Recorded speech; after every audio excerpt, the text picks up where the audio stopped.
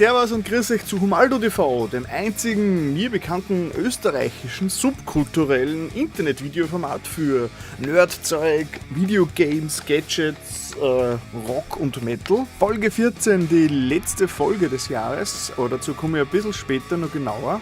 Ja, meine Programmpunkte für heute sind, ich werde über Star Wars Nostalgie reden, weil es ist ja gerade so ein Film im Kino. Dann werde ich über Super Mario Run kurz reden, da habe ich neulich ein Let's Play gemacht auf meinem YouTube-Kanal. Und jetzt habe ich noch ein paar Ankündigungen zu machen, zum Beispiel das Gewinnspiel war ein voller Erfolg. Ich habe meine Apple Watch verlost. Letzten Sonntag war live um 19 Uhr eine Stunde lang Auslosung. Und der glückliche Gewinner ist der Clemens. Und dem Clemens habe ich die Apple Watch sogar persönlich übergeben.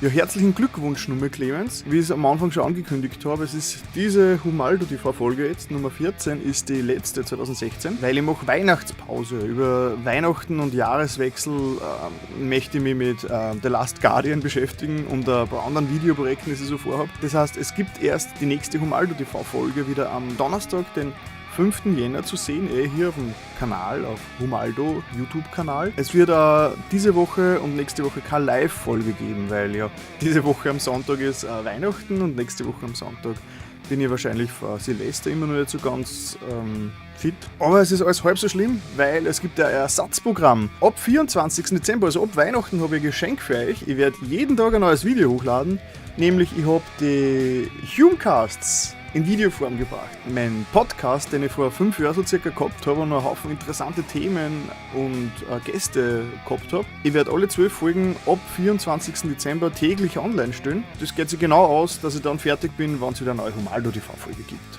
Und jetzt die Frage der Woche. Ich brauche eure Mithilfe. Ich bin ein bisschen einsam auf YouTube. Deswegen wollte ich euch fragen, kennt ihr österreichische YouTuber, die irgendwie entfernt was Ähnliches machen wie ich? Also so ein bisschen subkulturellen Nischenschatz, der die breite Masse mir überhaupt nicht interessiert, aber das macht ja Subkultur aus. Bis jetzt ist mir österreichmäßig nur der Simon Moon über den Weg gelaufen. Schönen Gruß an dieser Stelle an den Simon Moon. Ich habe da wo ist es? Da. Das ist der Simon Moon. Der macht wöchentlich so wirklich reine Vlogs, ohne Schnitte, ohne Special Effects, wo er einfach über interessante Themen redet. Das ist ziemlich cool. Da muss es doch mehr geben. Es kann doch nicht sein, dass ich und der Simon die einzigen sind, die in Österreich einen eigenen YouTube-Kanal zu diesem Thema machen. Ich meine, es gibt genügend junge YouTuber und Vlogger, aber das ist eine komplett andere Zielgruppe. Ja, wenn ihr so wen kennt, dann bitte in die Kommentare. Mir würde es sehr taugen, da ein bisschen Kontakte zu knüpfen und mit anderen, die den gleichen Kreuzzug wie ich gerade vollführen. Sagt man das so? Egal. Wie ich in der letzten Folge schon bekannt gemacht habe, werde ich jetzt neben Humaldo TV andere Videos veröffentlichen. Also Humaldo TV ist so der Eckpfeiler von meinem YouTube-Kanal und ich bringe normale Videos aus. Die normalen Videos sind unregelmäßig, also die können irgendwann kommen, je nachdem, wann sie fertig sind. Aber Humaldo TV kommt immer Donnerstag, außer eben in der Weihnachtspause jetzt. Letztens habe ich ein Super Mario Run Let's Play Video veröffentlicht. Das kann man sich anschauen, da müsste jetzt da auch irgendwo so ein i auftauchen. Ich habe dieses Let's Play wirklich direkt gemacht, wie das Spiel in den App Store gekommen ist. Also heute vor einer Woche. Erst am nächsten Tag dann ist was Interessantes passiert. Die User laufen amok und bewerten das Spiel alle mit 1 Stern, weil es anscheinend zu teuer ist. Jemand wie ich, der es gewohnt ist, dass er für Videospiele Geld ausgibt, kann das nur schwer verstehen. Diese Smartphone-Zielgruppe, vor allem die jungen Leute, die sind es einfach nicht mehr gewohnt, dass sie für Spiele Geld ausgeben. Und ich würde jetzt nicht einmal sagen, ob das schlecht oder gut ist, weil seit Jahren werden Spiele so designt, dass sie prinzipiell gratis spielbar sind und man kann sie dann nur zusätzliche Sachen immer wieder dazu kaufen. Oder die Spiele sind von Haus aus so designt, dass man irgendwann einmal nicht mehr schneller weiterkommt, sondern man muss entweder warten oder Geld einwerfen. Wenn heute Leute am App Store in der Free-Kategorie ein Spiel sehen, dann erwarten sie automatisch schon, dass das ist wie 100.000 andere Spiele. Sie können es eigentlich so lange spielen, wie sie wollen. Sie werden halt, um schneller oder effizienter zu sein, ein bisschen Geld einwerfen können. Und Nintendo hat meiner Meinung nach das völlig unterschätzt und hat Super Mario Run auch in die Free-App-Kategorie gestellt. Aber nach 3 Levels muss man es ja freischalten. Und hat damit die komplette Erwartungshaltung von Millionen Spielern komplett über den Haufen geworfen. Eigentlich hätte Nintendo Super Mario Run als Premium-App in den Paid-Bereich stellen müssen und dort gleich 10 Euro direkt verlangen. Wenn sie das gemacht hätten, bin ich mir sicher, dass das Spiel jetzt eine 5-Sterne-Wertung hätte, aber wahrscheinlich hätte es keine x Millionen Downloads gehabt. Es war ein bisschen ungeschickt und ich bin schon gespannt, wohin das geht. Ursprünglich hätte ich gehofft, Super Mario Run bringt den Premium-Inhalt wieder in den App Store. Also die Leute werden vielleicht wieder mehr bereit sein, Geld für Spiele und Qualität auszugeben, aber ich glaube, der Schuss ist noch hinten losgegangen. Den Aktionären gefällt es nicht so, Nintendo-Aktie rasselt gerade nach unten, obwohl jeder erwartet hat, dass Super Mario im App Store quasi der Höhenflug ist für Nintendo. Schaut euch mein Let's Play an, ich habe es jetzt auch wieder da verlinkt, also einfach auf das i klicken, das jetzt da auftaucht. Und jetzt Star Wars. Der Kreis schließt sich. Vor circa 30 Jahren hat meine Star Wars Freundschaft, sage ich mal inzwischen, begonnen. Ich bin ja Kind der 80er und wir haben ja damals nichts gehabt. Irgendwann einmal hat sich mein großer Bruder mal einen Videorekorder ausgeborgt. Den ersten Film, den wir auf dem Videorekorder gesehen haben, das war The Empire Strikes Back. Mindblown, ich sage heute nur, dass Empire Strikes Back einer der besten Filme ist.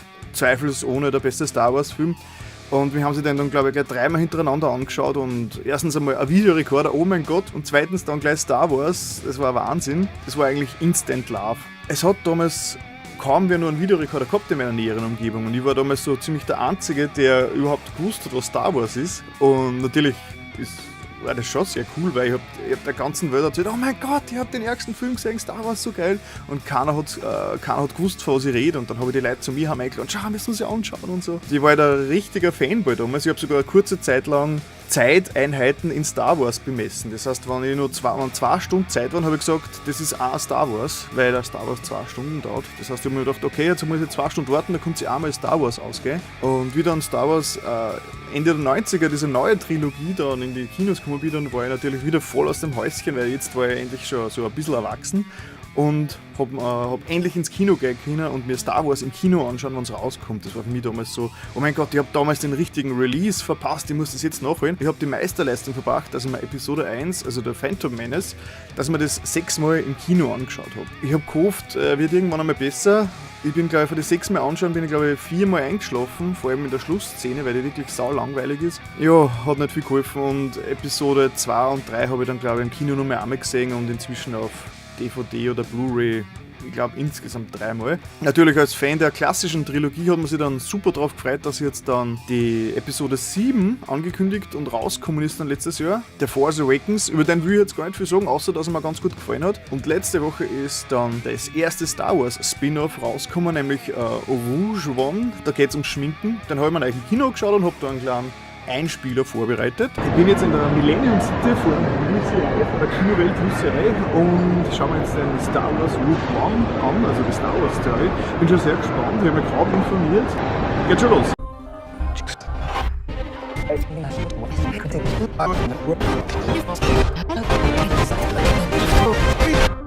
So, Film gesehen, kurz was gegessen, ganz ein bisschen sickern lassen. Meine ersten Gedanken zu Rogue One, dem neuen Star Wars Film, also neu unter Anführungszeichen. Gut, die 3 positiven Punkte sind einmal, Darth Vader ist eine coole Sau.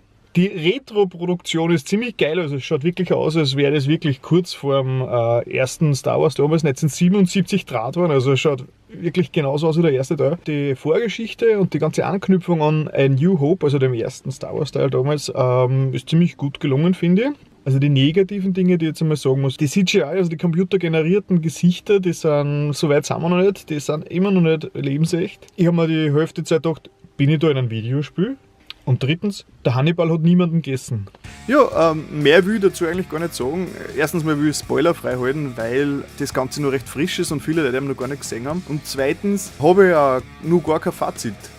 Ich muss ihn immer noch wirken lassen in mir, weil es ist doch, also ich habe jetzt eine 30-jährige Star Wars Leidenschaft, mehr oder weniger. Und dieser Film, ich habe ihn erst einmal gesehen, der einzige Star Wars Film, das ich jetzt erst einmal gesehen habe. Und da muss ich noch ein bisschen mehr wirken lassen. Also ich bin ja kein Freund von vorschnellen Schlüssen. Vielleicht werde ich dann im 2017 nochmal gesonderteres Fazit machen. Spätestens dann, wann die CinemaSins Folge da ist, Everything Wrong with Rouge One. Gut, das war's dann eigentlich schon wieder für Humaldo TV Folge 14, der letzten Folge 2016. Ich wünsche euch alle einen guten Rutsch und ein schönes Weihnachtsfest. Vergesst nicht auf die Frage der Woche oder die Frage der Weihnachtswoche, zu antworten. Nämlich, gibt's irgendwen auf YouTube, zumindest deutschsprachig, bevorzugt österreichisch, der auch nur entferntest irgend sowas macht wie ich? Das würde mich sehr interessieren. Bis zum nächsten Mal und viel Spaß mit den 12 Humecast-Episoden, die ab dem 24. täglich erscheinen werden, hier auf meinem YouTube-Kanal Huxomaldo. Abonnieren. So, bis nächstes Jahr. Ciao.